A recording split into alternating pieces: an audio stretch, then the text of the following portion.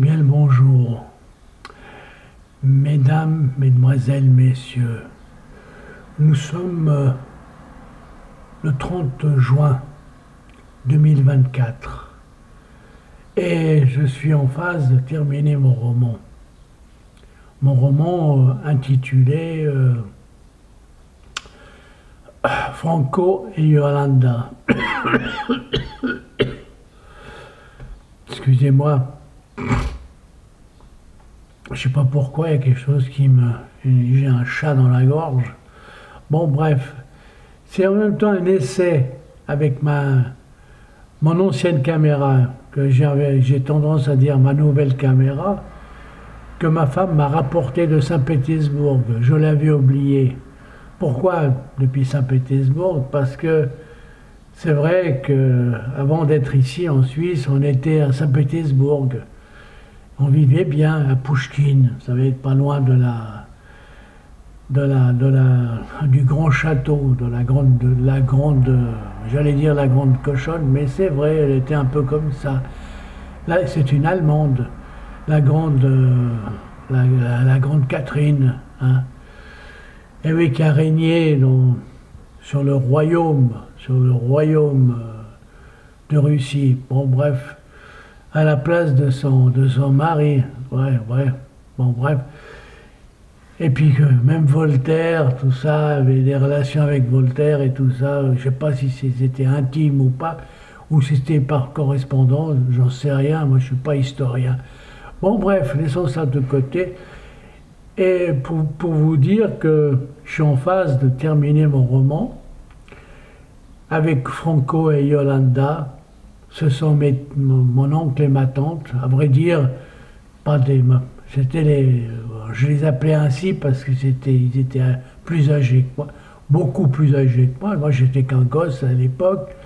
C'était les cousins, c'est-à-dire la cousine et le mari de la cousine à ma mère. Et c'est vrai que Franco m'a toujours impressionné, mais il me disait quelque chose de jour, il me disait il pittore, qui me mettait en quelque sorte en valeur. C'est un peu ça. Mais c'est pas pourquoi j'ai écrit ce roman suite à un rêve. J'ai rêvé de lui, mais je me souvenais plus le nom de sa femme. Et pourtant sa femme, mais plus rien. Allez savoir pourquoi. Vous savez, les rêves, c'est très étrange. Mais peut-être ça a une signification que peut-être que j'essaie d'expliquer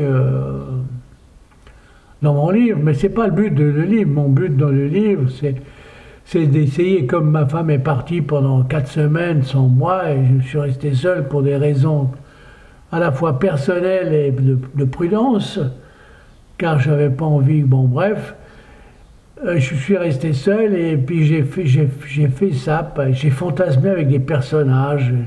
Vous savez qu'un écrivain fantasme beaucoup, un romancier surtout, avec des personnages. Mais c'était pour combattre un peu la solitude. Vous savez, c'est une façon comme une autre d'avoir à côté de lui, d'avoir à côté de moi, pour être plus précis, parce que je ne sais pas si les autres, des personnages qui me questionnent, qui me posent des questions et qui me font travailler l'esprit. C'est un peu ça. Si vous voulez, un romancier travaille constamment avec des fantômes. Et voilà, donc... j'essaie, bon, c'est une histoire un peu absurde, mais l'absurdité n'est pas...